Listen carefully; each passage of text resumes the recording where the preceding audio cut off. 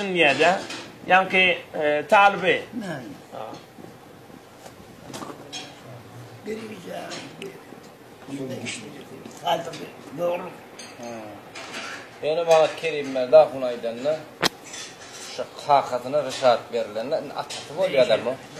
Billah koydum ben.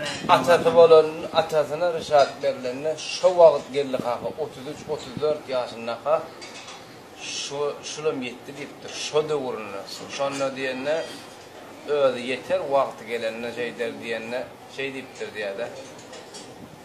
Şulu oğlum deyiptir gel Muhammed Ağa. Günah iş şu yaşına çenni eneden o günah iş etmek barada etmek adaliptir etmek barada pikrem etmendir deyiptir de. Şu da uğruna. İsa'nın şu ömrünü şey deyip udağacağını Peygamber'in yoluna bağışlayıp giyece onun yüzünü yapıp zikirde oturanlar. Maşinin idine biniyor, yüzünü doğru dağdı bilen yapıyor, dinle zikir, şeydip geçenler. Dədəsinin pir deyiptir da. Kimin? Geldi Muhammed Ağa'nın dədəsinin piri. Dədəsi anne irşad makama yetti deyiptir da. Oğlunla geldi Muhammed Ağa deyiptir 30 yaşında olmuş o vaxt. 33 yaşında. Bir de günah etmedik deyiptir, bunun da derecesi yukarıda deyiptir. Çağırcan gurrun var ya, daima zikirdet diye de. Madam zikirdet diye de. Atacan niye zikir kalıp kâne eder diye, işe diye. Maşinin yüzüne olsa yüzüne buraya çekip diye, madam zikir ya rabıtet diye de. Şeyden mi dedim?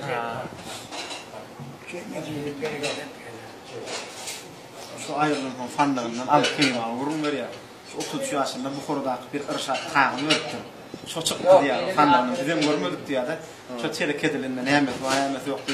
Fanların akşamlarından şu bu korudaki nimetinin firinin mühürü ile diye de ırşat diploma çıkıptı. Belli kankanı. Şu alıp kelime alıp geldi kankan ödüne verilen. Ödüne verilen. Şunun için bizim bilim artık diye şu fanna cevap bakayım korkun fanları.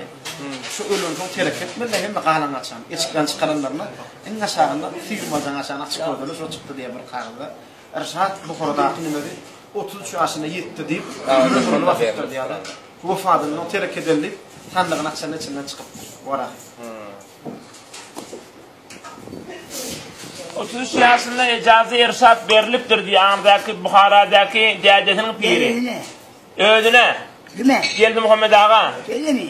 Oham yanı dünyadan kaydanına sandıklarını aktarıptırla da tereke deyilip.